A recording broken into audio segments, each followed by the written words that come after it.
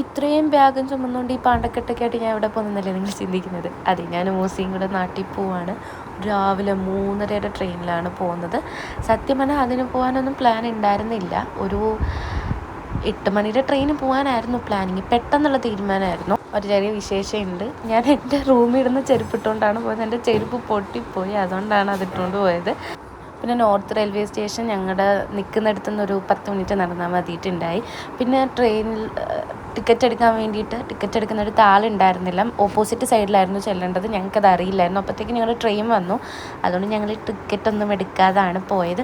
എടുക്കാഞ്ഞത് കാര്യമായി എന്ന് ഞങ്ങൾക്ക് പിന്നീട് തോന്നി. കാരണം സീറ്റ് ഉണ്ടായിരുന്നില്ല. ഞങ്ങൾ നിന്നാണ് പോയത്. പിന്നെ അത് കഴിഞ്ഞിട്ട് നമ്മളൊരു 6 മണിയൊക്കെ ആയപ്പോഴത്തേക്കും നമ്മൾ ശാസ്താംകോട്ടയിലെത്തി. അപ്പോൾ ബസ്സിനകത്തൊക്കെ നമ്മുടെ സാധനങ്ങളെല്ലാം കയറ്റി വെച്ചിട്ടുണ്ടായി. സീറ്റ് ഭാഗ്യത്തിന് കിട്ടിയിട്ടുണ്ടായിരുന്നു. ഞാൻ ഈ കണ്ടക്ടറിനെയാണ് തുറച്ച് നോക്കുന്നത്. കാരണം നമ്മുടെ കയ്യിൽ പൈസ ഉണ്ടായിരുന്നില്ല, ഗൂഗിൾ പേയിലായിരുന്നു. പക്ഷേ പുള്ളി നമുക്ക് തന്നില്ല. നമ്മൾ പിന്നെ അടുത്തിരിക്കുന്നവരുടെ നിന്ന് വാങ്ങിച്ചു കൊടുത്തു. പിന്നെ ഞാൻ വീട്ടിൽ വന്നു കഴിഞ്ഞിട്ട് പിന്നെ ഞാൻ പോകാൻ റെഡിയായി. എവിടെ പോകുന്നതെന്നല്ലേ, യെസ്, എൻ്റെ വാപ്പായും ബ്രദറും നാട്ടിലേക്ക് വരുന്നുണ്ടായിരുന്നു. പെട്ടെന്നുള്ള തീരുമാനമായിരുന്നു. ഉച്ചയ്ക്കായിരുന്നു അവരെ അറിയിച്ചത് വരുന്നുണ്ടെന്ന്. അപ്പോൾ പിന്നെ പെട്ടെന്ന് പിറ്റേ ദിവസം രാവിലെ ഞാൻ കയറി. അപ്പോൾ അവരെ വിളിക്കാൻ വേണ്ടിയിട്ട് ഞാനും മിസ്സിന് റെഡിയായി. പിന്നെ ഞാനൊരു രോഗക്കുട്ടിയാണ്. അപ്പോൾ എനിക്ക് ഈ പറയുന്ന ടൈഗർ ബാം, പിന്നെ അതുപോലെ തന്നെ അമൃതാഞ്ജനൊക്കെ എൻ്റെ ദൈവം എന്നൊക്കെ വിശേഷിപ്പിക്കുക. എനിക്കതില്ല, പറ്റില്ല. നമ്മുടെ ട്രിവാൻഡ്രം എയർപോർട്ടിലായിരുന്നു വന്നത്.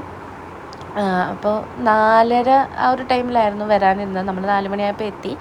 5 മണിയായി എല്ലാം കഴിഞ്ഞപ്പോൾ അവരിറങ്ങാൻ. അപ്പോൾ അവർ വന്നു. നേരെ നമ്മളവരെ പിക്ക് ചെയ്തു. അപ്പം ബ്രദറിൻ്റെ ഉമ്മ ഒരു 2.5 വർഷത്തിന് ശേഷമാണ് കാണുന്നത്. ഉമ്മ ഭയങ്കര ഇമോഷണലായി.